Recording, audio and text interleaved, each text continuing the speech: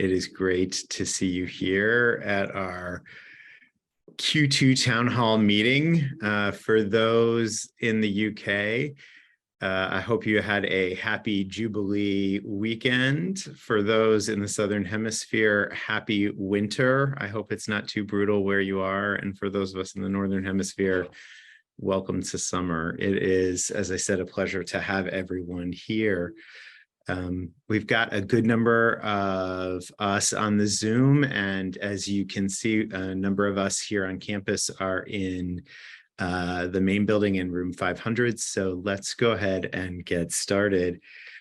As I've been welcoming seasons, holidays, and good cheer, it's also a good time to begin the meeting by welcoming new team members to Notre Dame International and to the University of Notre Dame. So I want to list a number of those new folks now. You'll also learn more about them in the upcoming Campus Insider when it comes out later this week. But so we acknowledge them. Let me list them for you now. And as I do so, please feel free to use the emoji or salutation to welcome them at the end of the list. Nell Buckley, Program Manager from Kylemore. Tia D'Acquisto, Study Abroad Program Coordinator and Advisor from South Bend. James Keating, our new Assistant Director for Study Abroad, also in South Bend. Itamar Kainen from Jerusalem, our new Chief Engineer. Lee McCain, Front of House Coordinator in Dublin. Kaylee Preston, Program Coordinator, Global Engagement Program, South Bend.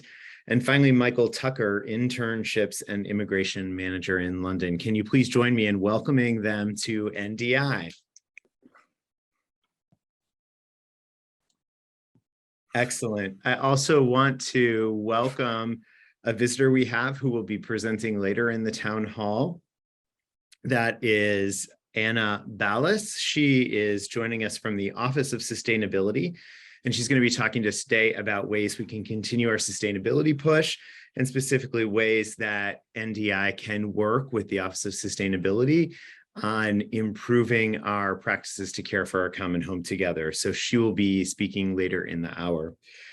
With all of that said, let's get to our headlines from around the world, and we're going to start this quarter with Miranda from Beijing. Miranda, good evening.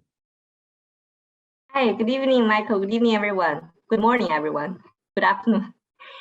Well, the BGG organized a virtual Global Scholars Seminar on April the 30th for 5 students from Dulwich College, Beijing, a prestigious international high school in China.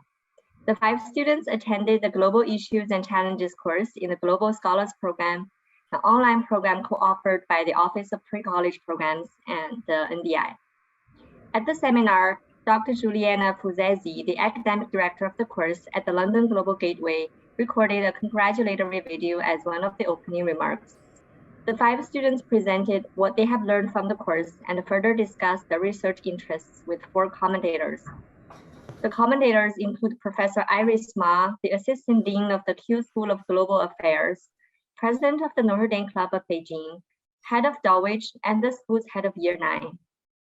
Special thanks to the Q School, the Notre Dame Alumni Association, and the Dulwich College Beijing for their support of the event. Thanks everyone for listening. Now let's hear from Dublin. Hello, everyone.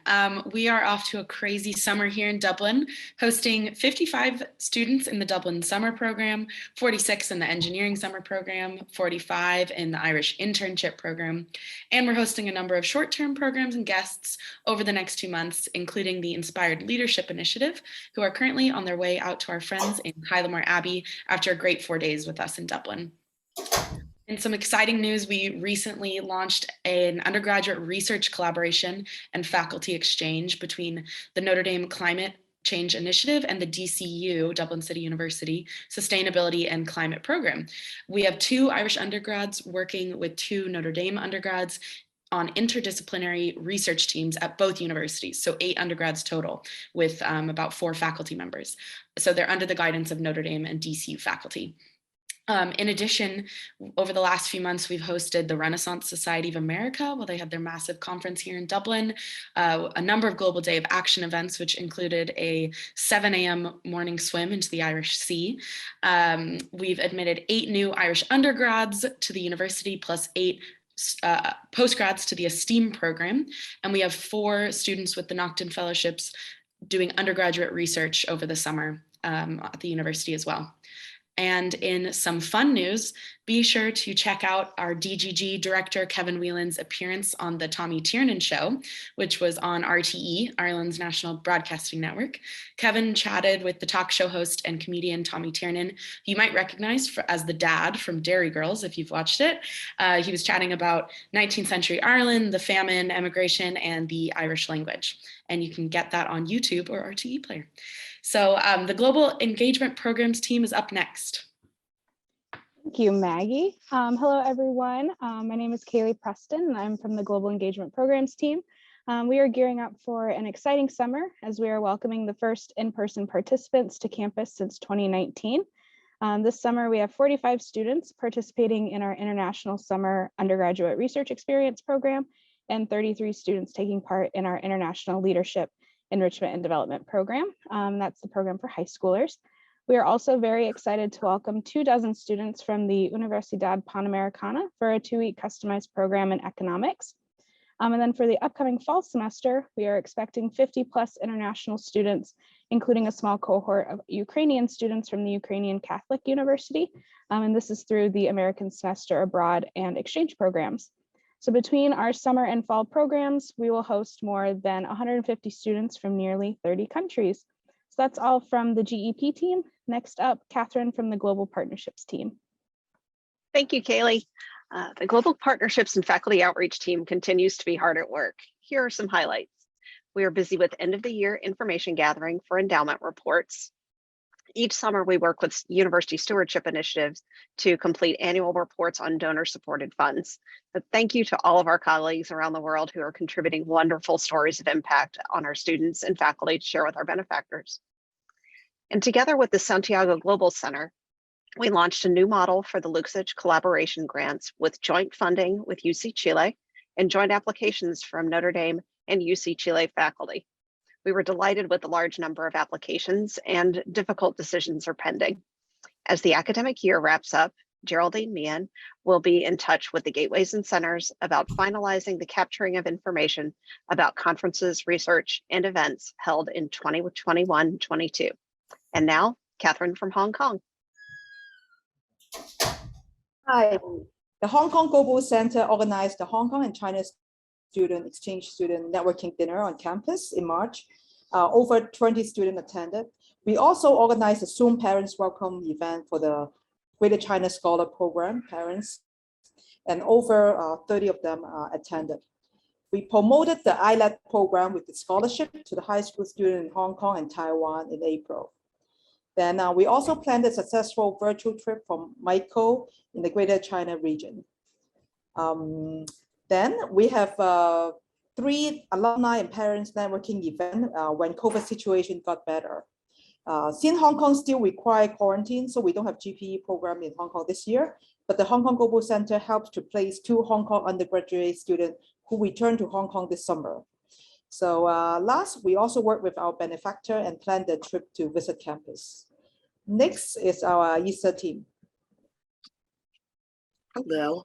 In our busiest spring ever, the ISSA team has been supporting 2 major cohorts of international students. The first cohort is more than 600 students applying for work authorization benefits for pre- and post-graduation employment. With support from the ISSA office, students successfully navigate a complicated immigration landscape to take advantage of opportunities across the US. The second major cohort we are supporting are students preparing to begin their journey at Notre Dame this summer or fall. We have issued more than 500 initial documents to incoming summer program students, exchange students, graduate and professional students, and undergraduates. We are hosting pre-arrival sessions and collaborating with Alumni Affairs to engage incoming students. And we look forward to collaborating with many of you to continue to support these incoming students. Jerusalem is up next. Hi, everyone. Like everyone else, we've been very busy recently, and we were very happy to welcome a new member of our leadership team, Itamar Kainen, as our chief engineer, who's overseeing our facility management, landscaping, logistics, and safety and security. From Notre Dame, recently we've hosted 54 members of the folk choir who were here during a pilgrimage of the Holy Land, 2 summer programs of 17 students each, and we'll host many visitors from main campus over the next month, including for a conference that will be held here on June 21st to 24th. On May 31st, we were proud to host over 400 people on our campus for a conference that was sponsored by the Alliance for Middle East Peace. The conference brought together Palestinians, Israelis, and international leaders, including the U.S. Ambassador to Israel, Tom Nides, for a series of workshops and dialogues on uniting for peace in the region. Looking ahead, in July, we'll host an archaeological dig on our campus as a joint collaboration between Notre Dame and Tel Aviv University. We'll have a certificate ceremony for the U.S. State Department employees who have completed their Arabic language studies with us, and our preparations are ongoing for the coding school and the Arabi weekend for business leaders in the Middle East. Now over to Kyle Moore.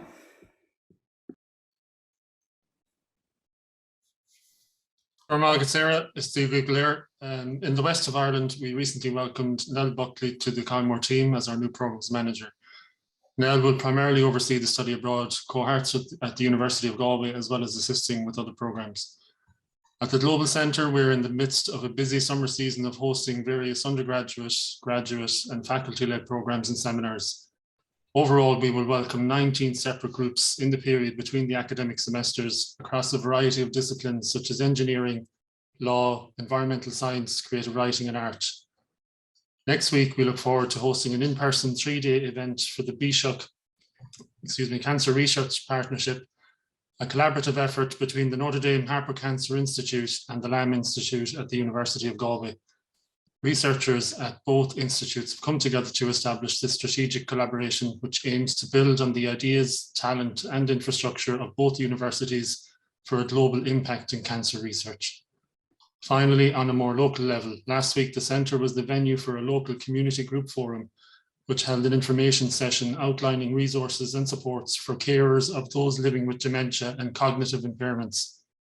It is humbling to be able to support such important and impactful work. And next up is Abigail in London. Thank you, and hello from London. My name is Abigail Whalen, and I'm an assistant rector here at the London Global Gateway. We've had a busy end to our spring semester with an Earth Day urban gardening event, a farewell Platinum Jubilee themed party for our spring study abroad students, and our first cohort of summer students since 2019. We welcomed our summer students and visiting faculty in style with a new signature event, a garden party with British treats and a fish and chips van. Our students were also feted at an opening mass at our local Catholic cathedral, followed by a pub luncheon. Conferences, guest lectures, and other events continue to happen at pace here in London. Just this past month, we've hosted the Notre Dame London Annual Shakespeare Lecture, given by Professor Carol Ruder, as well as an interdisciplinary conference on hostility and hospitality in the late medieval and early modern European contexts. Additionally, Baron Chris Patton delivered the Barrett Family Lecture on the possibility of a new world order and the shifts in international power structures. We look forward to taking our students on more local excursions and continuing to welcome other guests and speakers throughout the summer. Ahora vamos a Mexico. Thanks, Abigail. Hi, my name is Sophia, and I hope everyone is okay. As everyone else, we have a very busy summer here in Mexico, and with lots of students coming and going. In May, Mendoza's Business Honors Program sent 80 students to Guadalajara to learn about business in Mexico and visit local tequila manufacturers. The program reflects our growing engagement with Universidad Panamericana's campuses through Mexico. Also, Holy Cross seminarians have returned to Puebla this summer for Spanish immersion and classes with UPAEP. They will be staying with the same host families as our students. Last week, the Notre Dame Glee Club completed a tour around Mexico with concerts in Puebla, San Miguel Allende, and Mexico City. We want to thank Lisette, the Puebla program alumni, Timmy Ticklish, and the US Embassy and the Glee Club to make these events possible. We are also really excited about the future because we have 2 groups of students from Mexico that will be visiting Notre Dame this summer. Thanks to Amber, Kylie, and the Global Engagement team for making these visits possible. Those are the headlines from Mexico. Now let's hear from Mumbai. Hello. I'll be representing Diraj because he's unable to attend. And so he asked me to share two updates from Mumbai. One is the Mumbai Global Center is helping to host one student in New Delhi who is through the Global Professional Experience Program, who has an internship with the UN Global Compact Network and is working on a policy framework to reduce corruption in the healthcare sector in India. Secondly, the Mumbai Global Center, in partnership with the Alumni Association, is hosting its first in-person event in Mumbai since the start of the pandemic on June 22nd. Leah Barthuli from the Alumni Association office will be in Mumbai to help welcome the class of 2026 from India, together with the Notre Dame community, alumni, and parents in India.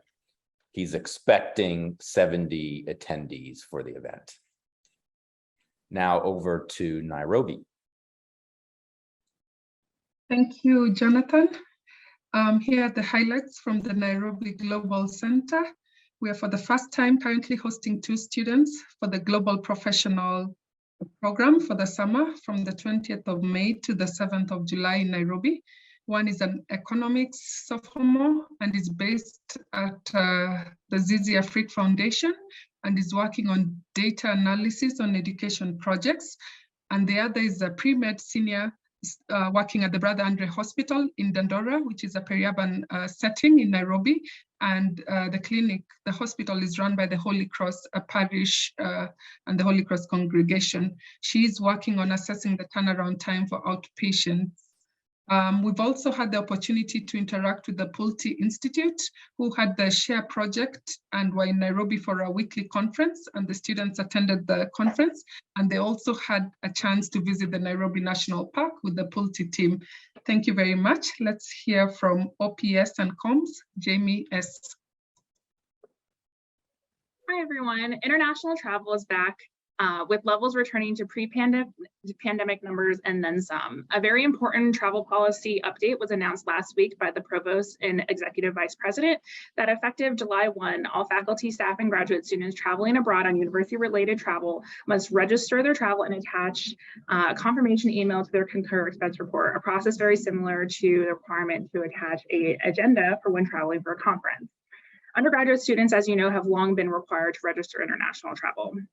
This travel registration requirement is a critical component of duty of care for our university. Knowing where our travelers are in the world, keeping them informed of changing conditions, and being able to effectively communicate and quickly assist in a crisis. I'm so proud to have led this university-wide policy change effort, and a huge thank you goes to Michael for advocating for this at the highest levels of the university, and then the rest of the ops of the comms teams for launching a university-wide communication and marketing campaign. Thank you so much. Next up is Rome. Thank you, Jamie. The Rome Gateway opens its doors to the Rome Summer Program. This year, the program is met with extraordinary academic and cultural opportunities and exceptional numbers. Hence, due to the lack of a free communal space, our staff are participating today from their personal devices.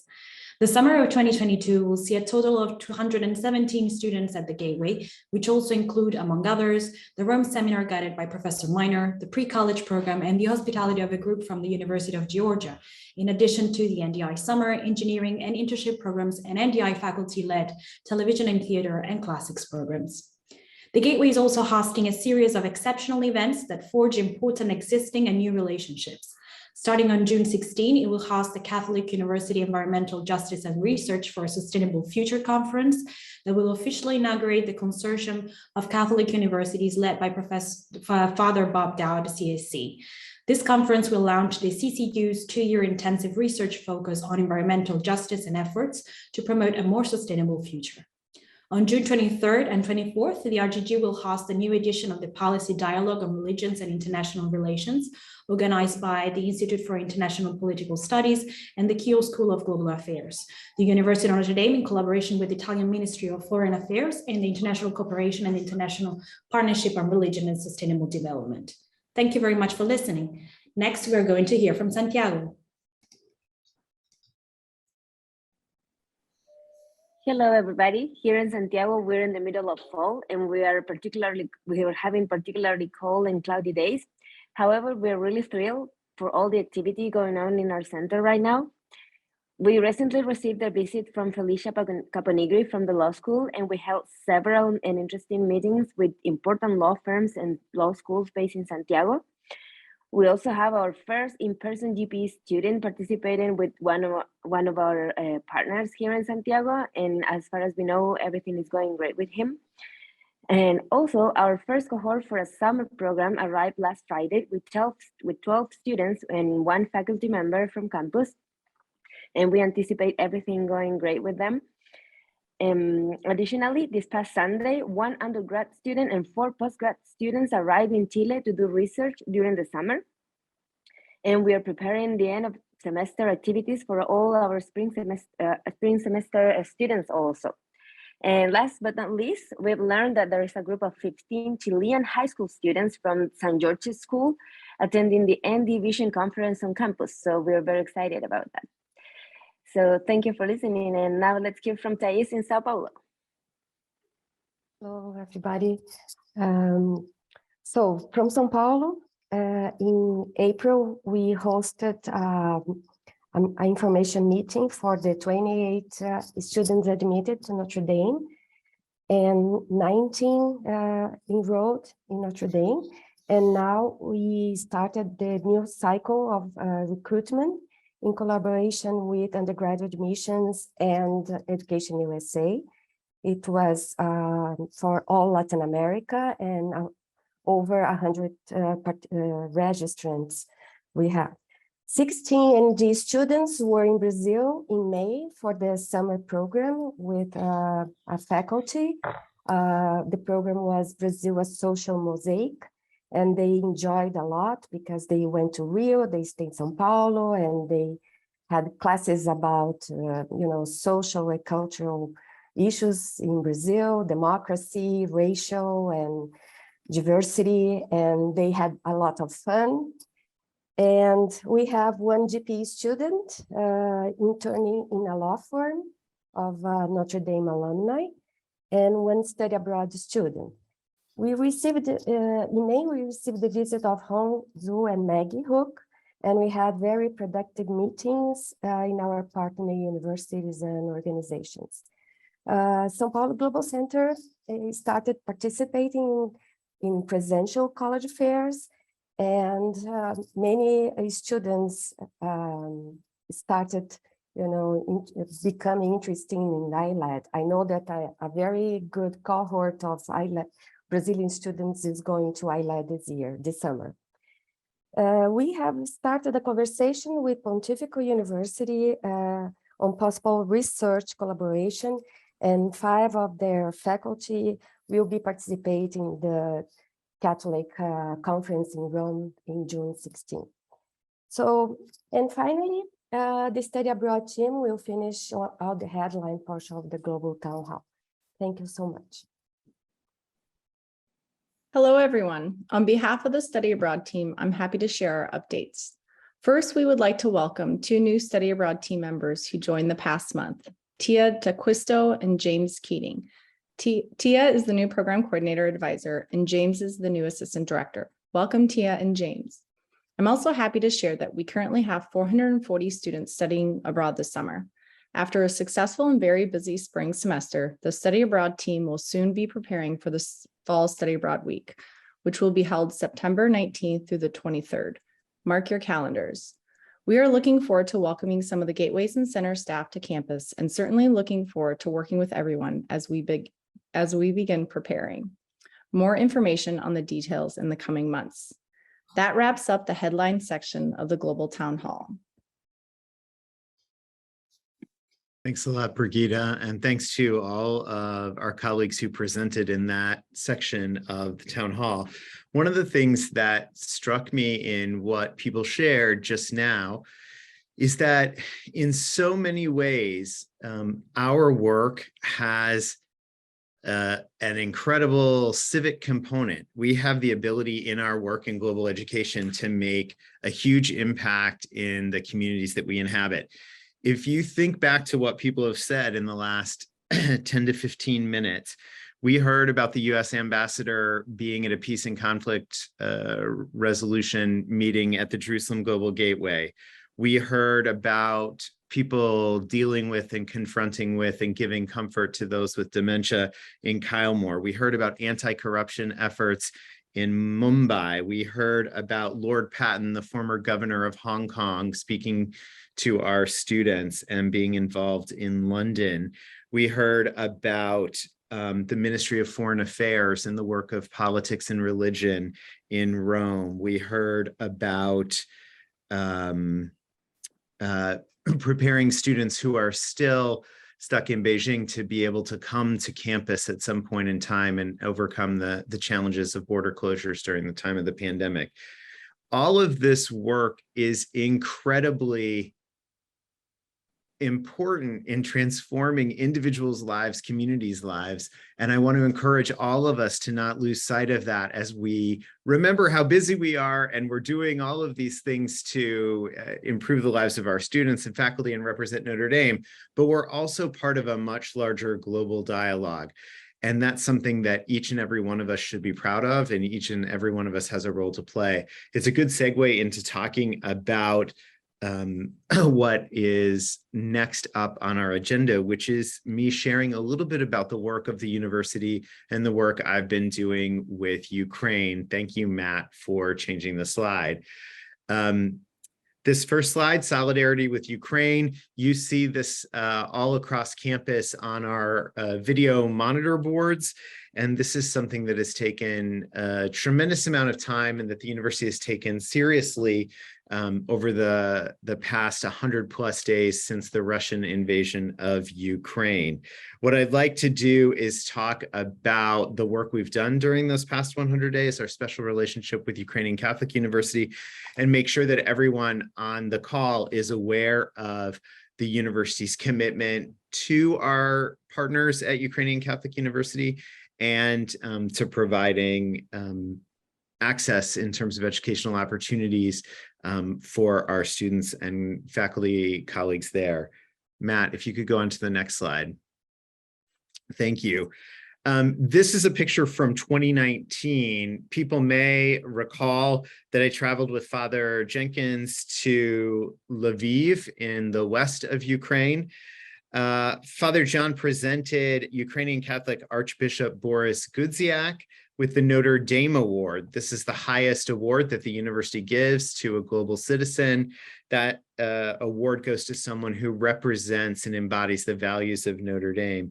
In this case, we gave the award to Archbishop Gudziak because of his visionary leadership in creating the first Catholic university in the territory of the former Soviet Union. And we also wanted to support and recognize his excellence in supporting religious and academic freedom in a part of the world where that had not been the normal course of action.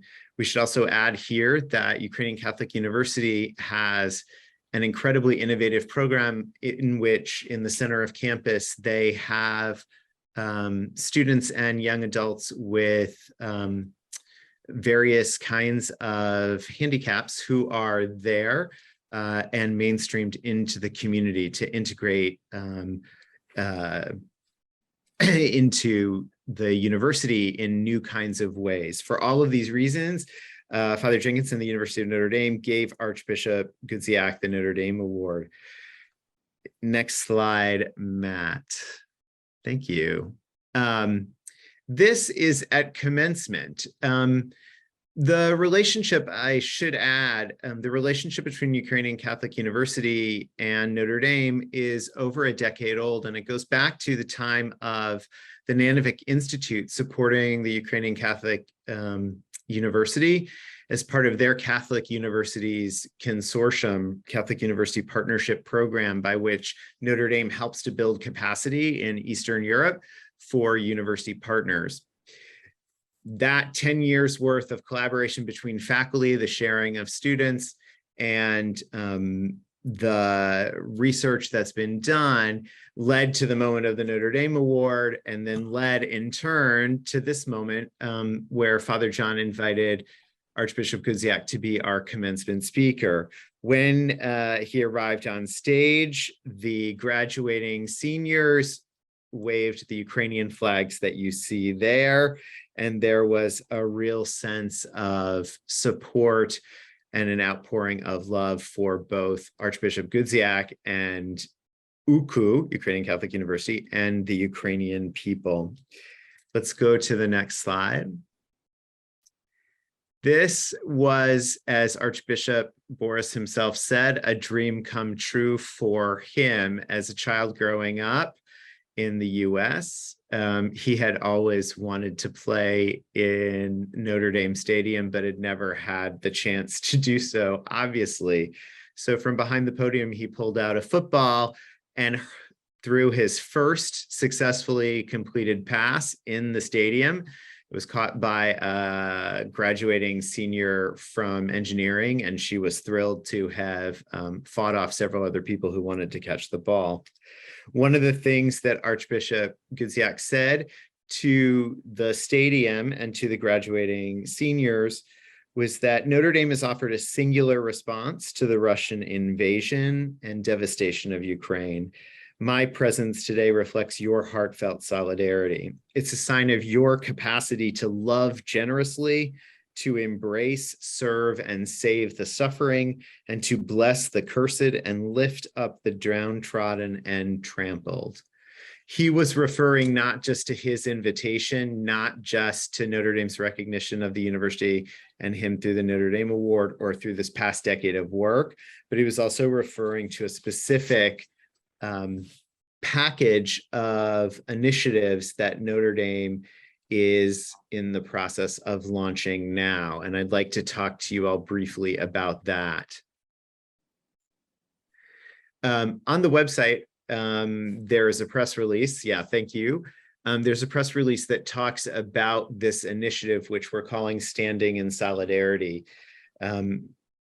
This work of a package of initiatives to support the Ukrainian Catholic University in this time of absolute devastation was something that we felt as a university that we were morally called to do.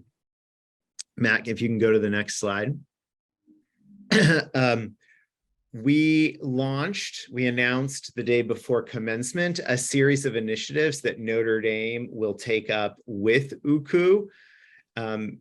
How did these initiatives come about? Before I tell you about the specifics of them, they came about because I've been working with the president's office and we have been meeting with, and the provost's office, and we have been meeting with the leaders of Ukrainian Catholic University for every week since the invasion began. We meet with them for a half hour to an hour, and we hear from them about what's going on at UKU, specifically how they're dealing with finishing the semester during a time of war, how they handle having class and meetings while the bomb sirens go off, how they're dealing with losing students to the war effort or students who have gone into exile outside the borders of the country, how they're doing all of this in the time of the pandemic as well. In listening to them, we told them that what we wanted to hear from them was what kinds of support they needed during this unprecedented time.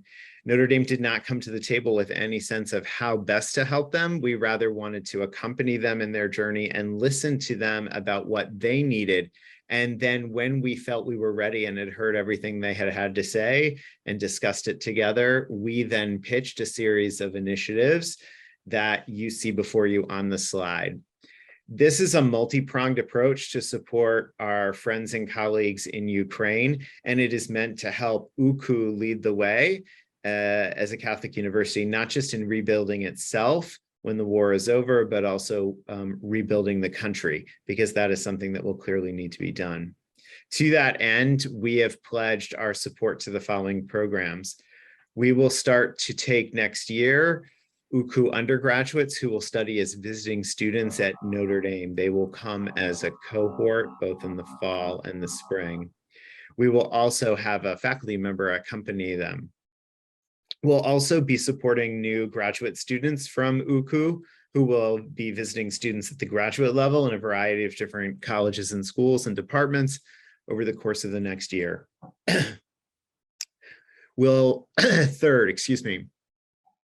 be supporting postdoctoral scholars at our Notre Dame Global Gateways. So Jerusalem, Rome, London, Dublin, and Beijing will all be getting a Ukrainian scholar who will be there, a recently graduated PhD, who will be there to either do research, teach classes, give a public lecture, but also give witness to the work that they do and also what's going on in Ukraine. We'll be supporting a new faculty research grant program between UKU faculty members and Notre Dame faculty members. And finally, we'll also have administrative collaborations between UKU and senior level Notre Dame administrators as they rebuild the university and have that work affect the larger Ukrainian society. For those of you that have been watching, you know that we have the Standing with Ukraine, Standing in Solidarity with Ukraine website. I'd like to give a special shout out to Diane for her incredible work on keeping that up to date. Within the first days of the invasion, we created that website to provide a platform for our UKU colleagues who were afraid that they were not going to be able to get their story out. We've been updating that regularly as there have been collaborative events between UKU students and faculty members and Notre Dame students and faculty members, as well as providing UKU a platform to get out their messages about what's going on in Lviv and around the country. So these student and faculty initiatives, as you see, affect all levels and strata of the university and are really meant to be comprehensive. This is a significant investment, both in terms of time and resources. $2 million in the first year. We will be investing in supporting these initiatives for the 2022-2023 academic year. Colleagues across the division here in South Bend, as well as around the world, obviously will be involved in this initiative, and that's part of why I'm bringing it to you today, so that you can start to prepare for how your group might be involved in this work. It's an exciting time, and I'm very proud of what we are doing to support Ukrainian Catholic University. With that, I want them to have the last word. I've said throughout this that this has been a act of accompaniment about celebrating the human dignity of each and every individual person and making sure that our commitment to Catholic social teaching and social justice is front and center in the work we do. To that end, I want to now turn it over to a video that our colleagues at UKU made right after the invasion began, to give you a sense of who they are and what they're going through. Привіт! Мене звати Спільнота бізнес-школи УКУ, і мені скоро 15. У мене є історія, яку варто почути. Ми єднаємо 100 міст України та світу, збираємо разом однодумців, підприємців, викладачів з різних країн. Разом ми формуємо потужну бізнес-спільноту України. Та наше життя перервало повідомлення. Вставай! В Україні війна. З 24 лютого 2022 року все стало інакше. Волноваха, Маріуполь, Буча, Бородянка, Гостомель, Чернігів, Суми, Краматорськ, Харків, окупація Херсону. ракетні удари у різних куточках України, розбиті життя і неможливість повірити очам. Повітряна тривога, а потім ще одна і ще одна. Навчання в укриттях, безсонні ночі, волонтерство. Багато волонтерства усієї спільноти. Тепер замість парку я біжу в найближче бомбосховище. Мої відрядження перетворились в евакуації, а дискусії на кампусі – у вебінари в укриттях. «Я тебе люблю» змінилося на «Як ти?». Разом з дипломом я паралельно пишу списки ліків, які потрібно відправити на передову. Замість мого бонета на голові каска. І я дуже чекаю миті, коли одягну вишиванку на День перемоги та зустріну усіх, з ким давно не бачилась.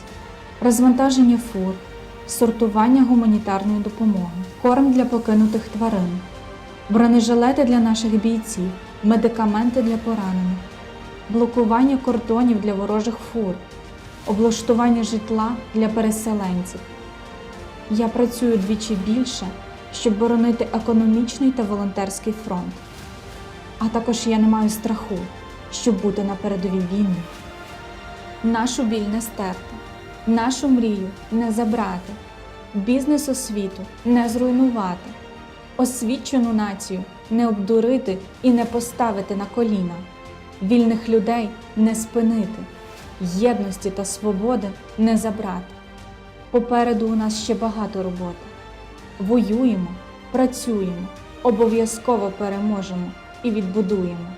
До зустрічі у бізнес-школі УКУ. І слава Україні!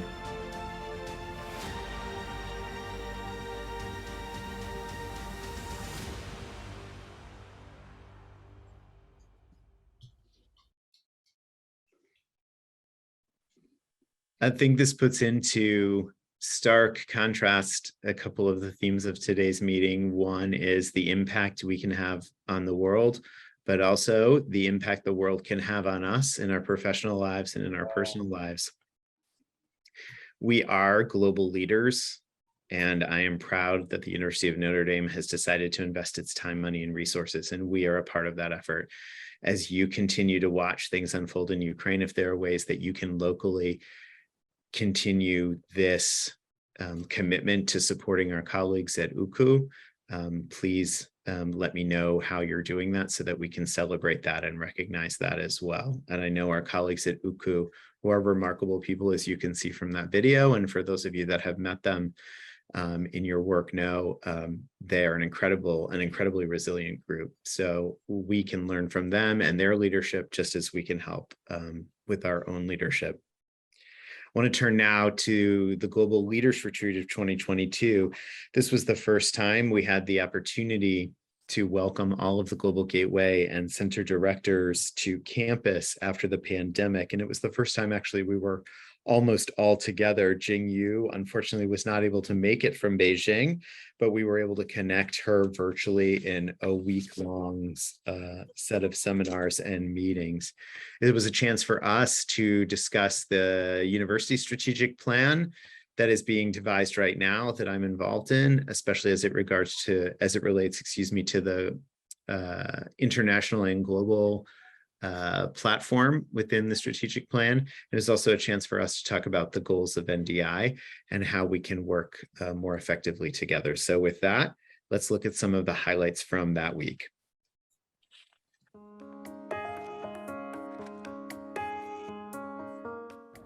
I know the past couple of years have not been easy on any of us, and probably particularly on you, as a lot of our international programs were suspended, and you had to kind of keep the shop running as best you could.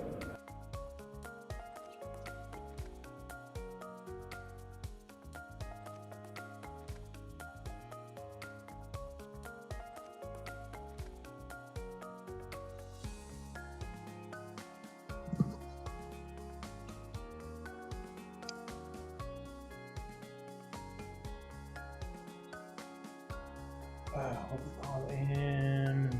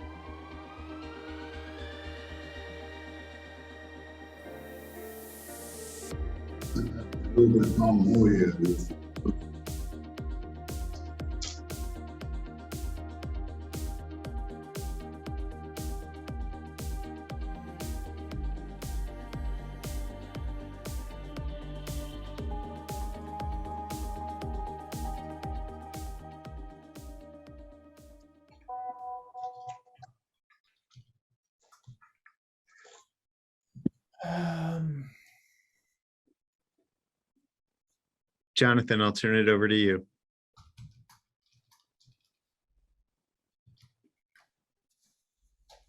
Let me unmute. Okay, excellent.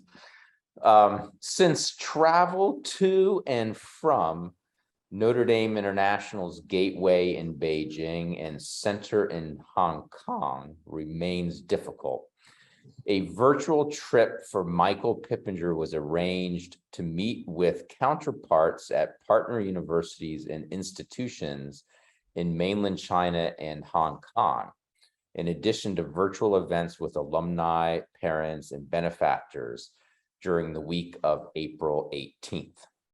During the virtual trip, agreements and MOUs were signed and recognized, which renew and strengthen partnerships to support our faculty and students. We also recognize the role the alumni and parents have played during the challenging times to support our students and community. Although the in-person community of conviviality and the festive banquets were missed, we were all inspired by the mutual commitment to international engagement, education, research, and community. A special thanks to everyone who participated and helped to make this happen. For organizing and participating, Catherine Leong, Reagan Lee, Miranda Ma, Jingyu Wang, Catherine Wilson, and Vivian Zhou. And for participating in meetings that were not always at convenient times, Amber Lee, Geraldine Meehan, and Hong Ju. Now, please enjoy the video about the virtual trip, narrated by Jingyu Wang. Due to travel restrictions to China, Notre Dame International hosted a week-long series of virtual meetings from April 18th to 21st to celebrate partnerships, create new opportunities in the higher education with Chinese institutions and organizations, and recognize the long-standing support of donors, alumni, and parents in the region. Along with colleagues from Notre Dame International and other campus units, like the Graduate School, School of Architecture, and the Department of Philosophy, Michael Pippinger attended 11 meetings with the Chinese University of Hong Kong, Hong Kong University of Science and Technology, Nanjing University, Peking University, Southern University of Science and Technology, University of Hong Kong, Wuhan University, China Scholarship Council, alumni and parents from mainland China, Hong Kong, and Taiwan, and the donors for the Greater China Scholars Program. During these meetings, Pippinger signed a new agreement with Wuhan University and renewed 2 ongoing agreements with the China Scholarship Council and Peking University. In addition, he thanked the university hosts of the Study We Locally program, Nanjing University, Peking University, and the Southern University of Science and Technology. Our participating partners expressed their gratitude to NDI for arranging these meetings. In a time when many in China are facing isolated because of elevated COVID cases, the virtual gatherings were a welcome opportunity for meaningful connections.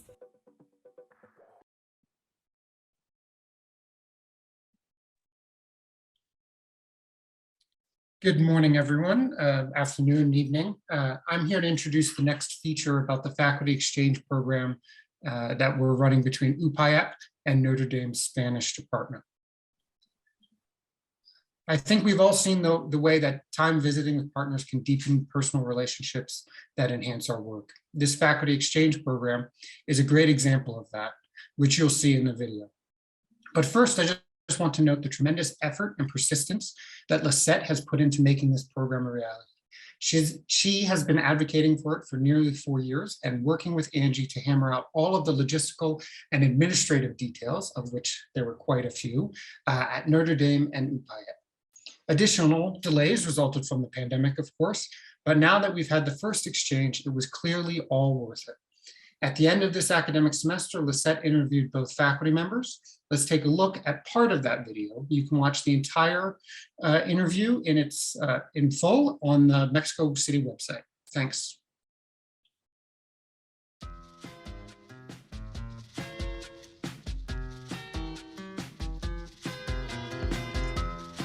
Hello, everyone. I am Lisette Monterroso, and I am the on-site coordinator for the Puebla, Mexico program.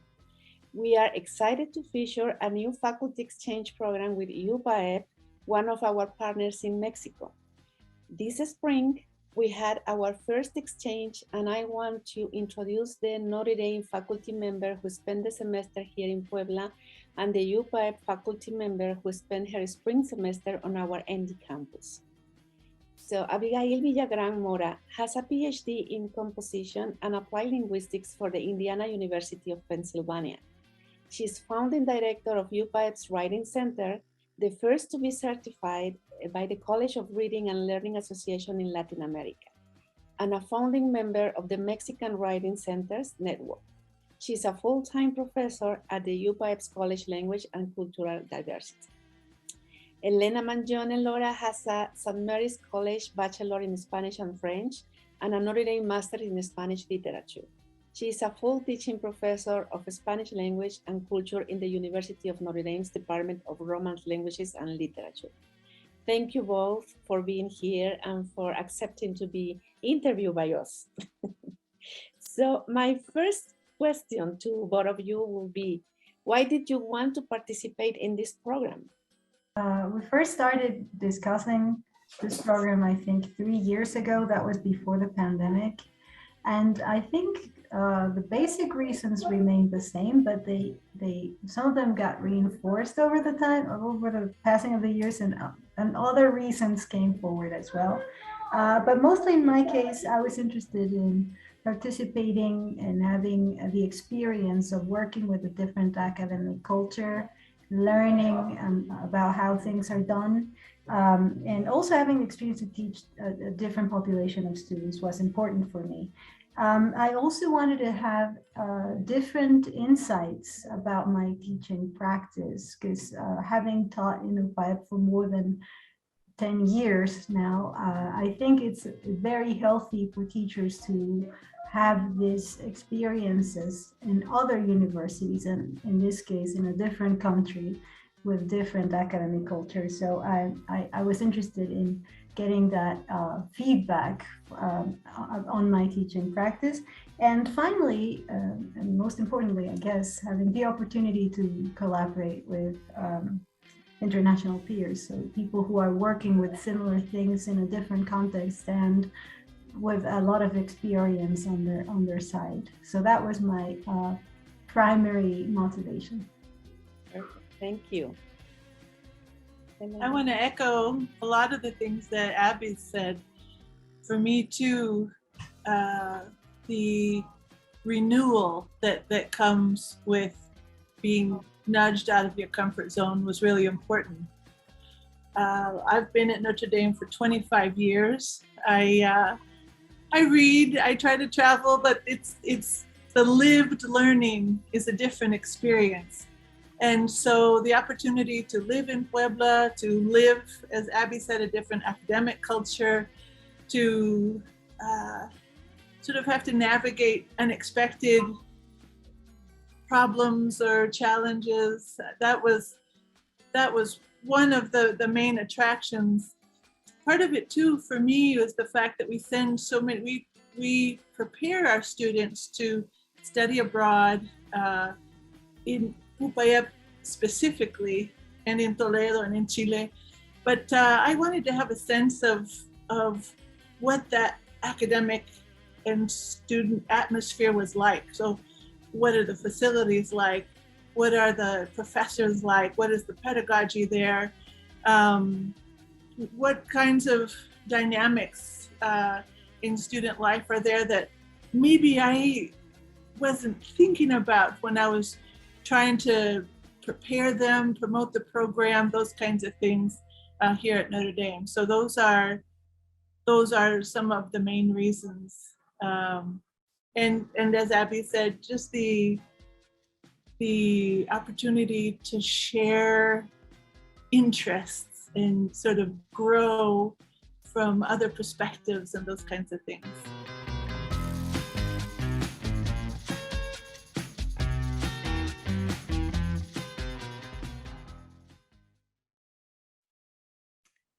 Hi, everyone. We're delighted to welcome Anna Ballas from the Office of Sustainability to today's gathering. Anna is the Programme Manager for Education, Outreach and Engagement.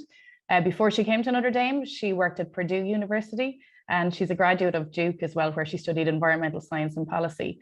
Anna's work with the Office of Sustainability sees her connect students, faculty and staff with leading educational programs to devise and implement improved practices across our offices, departments and in our classrooms.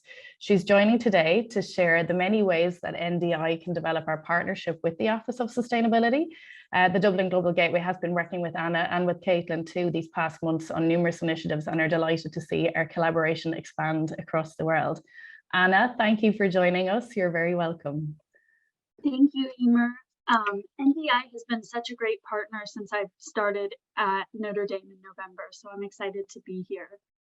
I'm going to talk about two programs briefly today that are opportunities for our global partners to get involved with sustainability from our office here on campus, as well as in your locations globally.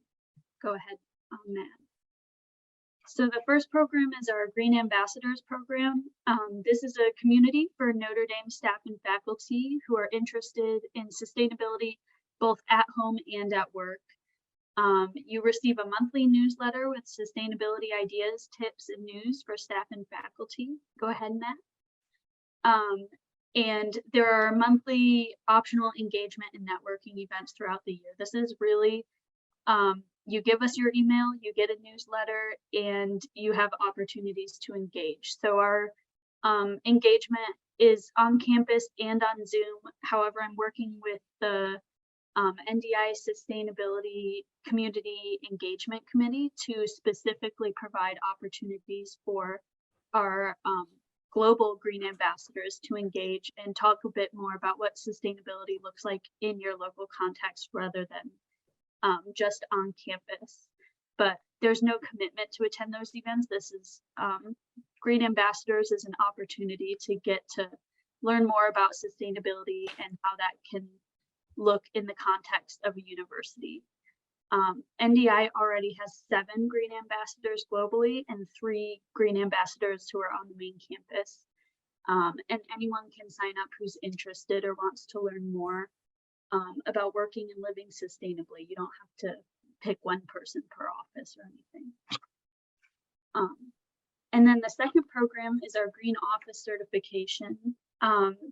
This is we've kind of restarted this program recently. I think Notre Dame had it several years ago, but we've restarted.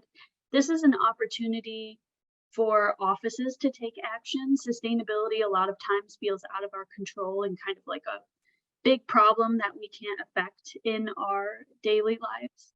But this program engages offices and provides an opportunity to make small changes using a green office checklist every day at work. Go ahead. So this program, you'll contact me or the Office of Sustainability, and we'll set up about a 20-minute introduction call, and then you'll work with your office leadership and staff to just make sure people are interested. No one needs to jump on board completely, but everyone needs to kind of be willing to contribute to some basic green actions in the office. And then we'll schedule a green office consultation, which is a 30-minute-ish Zoom call. I'll get a tour virtually probably of your office, and we'll just talk through some opportunities to make your space more sustainable. And then you'll receive a checklist to complete. This is pretty basic. The first level is very approachable, and I've been working with Dublin especially. Some locations may be farther ahead than campus, some may be a little bit behind, but we're very flexible. This is a new program and we want to make it work for our international partners as well as our campus offices.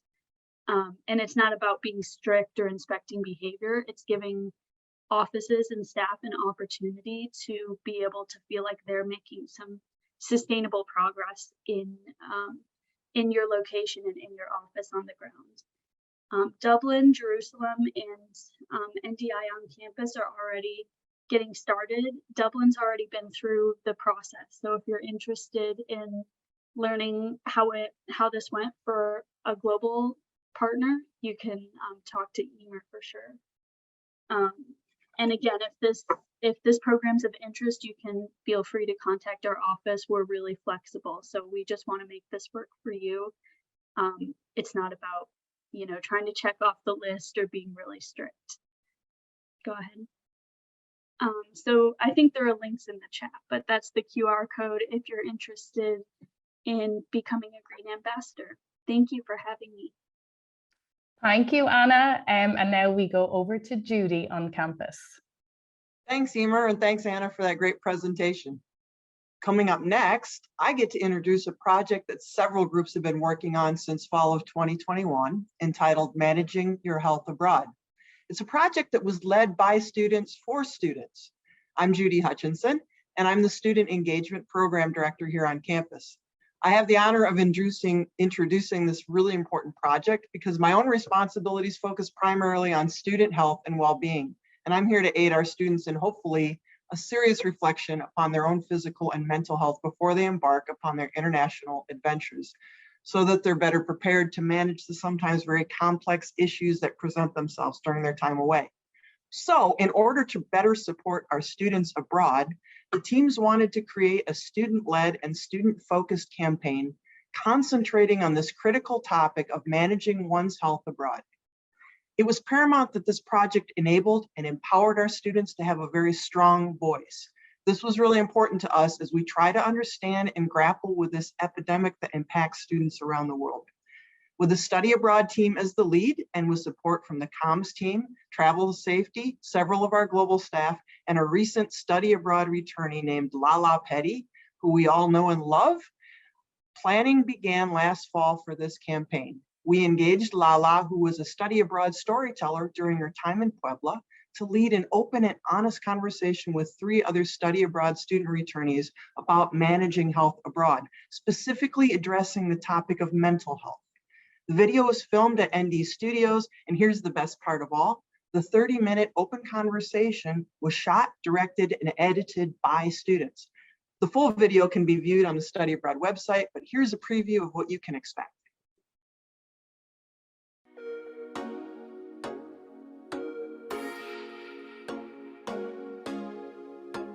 Hello, I am Lala Petty, a junior at the University of Notre Dame, and today I am your host as we continue the conversation, Managing Your Health Abroad. Thanks for joining us today. With me today, I have Bianca Wajaya, Naya Bummer, and Naz Udekwe. And we were the first cohort after the pandemic in 2020. While we've all had transformative experiences, we've also experienced some lows. Today, we will be talking about an open conversation about this complex topic in hopes of helping other students in the future with their experience abroad. So again, welcome Bianca, Naya, and Naz. Thank you all for joining me today. We will start with, some introductions. Bianca, you can start. Okay. Hi, As Lala said, my name is Bianca. I'm a junior from Austin, Texas, and I'm studying neuroscience with a minor in Catholic social tradition, and I went abroad in fall 2021 with the cohort in Galway. Awesome. Again, my name is Naya. I am also a junior. I'm from St. Louis, Missouri, and I study abroad in Dublin in the fall. Hi, my name is Naz. I'm also a junior. I study abroad in London in the fall, and I'm from Minot, North Dakota, and I'm studying science pre-professional with a minor in theology. Beautiful. And then again, I'm Lala Petty. I am a junior, and I am a double major in science pre-professional studies in Spanish, and I am from South Bend, so native here. And yes, so with that being said, we are talking about managing our health abroad, and this is a super important topic to me, and I really, really thank you all for joining me today. I want to start off by asking, why do you think this topic specifically is so important? Yeah, I think for me, it's not something I really thought about when I went abroad. You just expect study abroad to just be like all completely fun and not like kind of like letting go of all your worries that you have at Notre Dame, and it's not something you think about until you get there and you're like, oh, like I'm feeling homesick, or I miss my friends from back home, or I'm like, or you're shaken out of your regular routine and schedule, and it like you don't really know how to navigate that. So I think for me, like having more preparation or just kind of someone telling me like, hey, these are some of the things you'll have to deal with, I think is really important. Agreed. Yeah, I think that it's something you don't expect at all. Yes. Again, like you were saying, there's all the highs, but you don't think about the lows at all. I think even with me coming here as a freshman to Notre Dame, I definitely kind of, the ground was shaken beneath me. And going abroad, I felt the exact same way. It was kind of a reminder, almost a little bit of like a trigger as to what I felt kind of that first semester freshman year. And so for me, I think it's just important that we kind of prepare ourselves. I know they say like you're going to feel 5,000 different things, but it doesn't feel real until you're in it, until you're there, because it's something that you've never felt before. And so I think it helps to have kind of people talk about their personal experiences to kind of help prepare you for what you're going to step into. Right. Yeah, no, I definitely agree. And I feel like just every time you step out of your comfort zone, there's always that element of, you know, what am I going to go through? There's that anxiety to it. And then studying abroad is no different. Like, a lot of people have never left the country, and other people have never lived in another country before. So when you study abroad and you're living in a different country in a new environment for 4 months, and it's like you're just thrown into this whole new experience, there's a lot of things that you're not really expecting. So I think that's why it's a really important thing to talk about beforehand.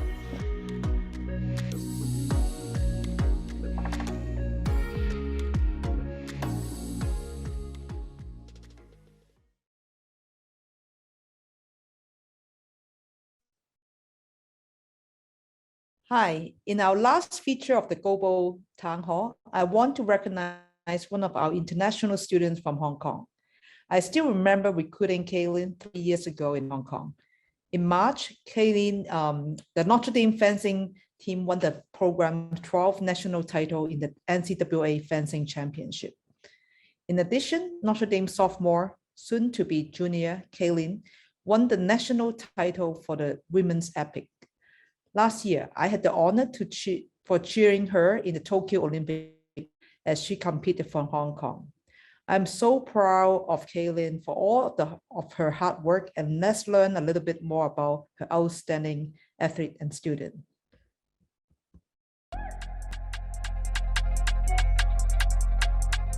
Hi, my name is Kaylin. I'm from Hong Kong. I'm a sophomore here at Notre Dame, and I'm a marketing major with an entrepreneur and innovation minor. So recently I competed in the NCAA here at home at Notre Dame, and I won the national champion title for women's epee. I've been wanting to get this title since I came here, and I'm glad I did it in my second year. So first of all, before qualifying for the national championship, you first have to compete in a few meets or like a few tournaments to gain points to earn a national ranking.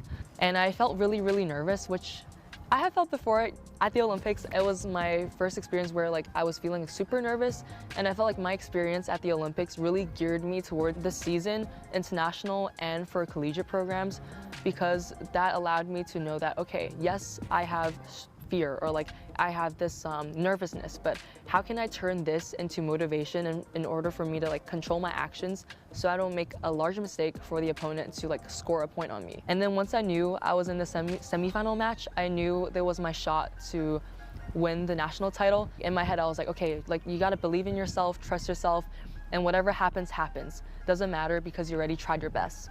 At these competitions, it's really funny because I would see a lot of international people, international fencers from different schools, and it really makes me feel like a sense of community where like, oh, like how are you doing? Like just chit-chatting, catching up, and get to know them. It's just like a really nice like conversation to have with people. As an international student, I do feel supported at Notre Dame just because I feel like our school has been cultured to be a really family and like caring oriented school. So I feel really safe to kind of express my culture and to share my culture with my friends and, you know, my family here.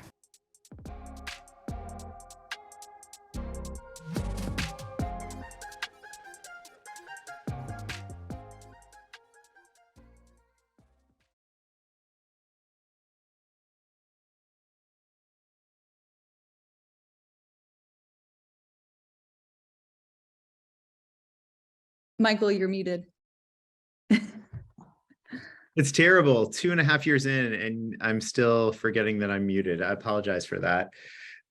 First off, thank you to Emer, Jonathan, Michael, Judy, and Catherine for those stories in the features component. We're almost out of time, but I really hope that people hear and feel and embrace the narrative themes of today's meeting, which are that you make a tremendous impact in the world, whether it is helping people discuss and find their better selves as it relates to mental health and well-being, whether it's working to make the planet better through how you operate in the office and how you operate in the world, whether it's supporting diplomacy through scholarship or athletics or international engagement. You all are playing a role in making this world a better place. And it is easy to forget that in the grind of your everyday work life.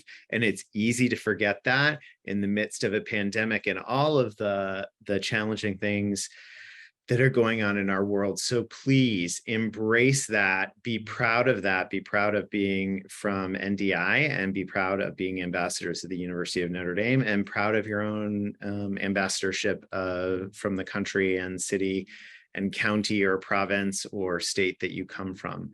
With that said, I hope people also take the time, if you're in summertime right now, to get some rest and relaxation when there are breaks from programs. For those in the winter, I hope you're able to cozy up to a good book and a cup of a good coffee and also escape from the grind of work. But know that your work is valued. I appreciate it. I'm humbled by your work and your leadership. Let's move on forward together during these difficult times. Thanks, everyone, and have a great rest of your day or evening.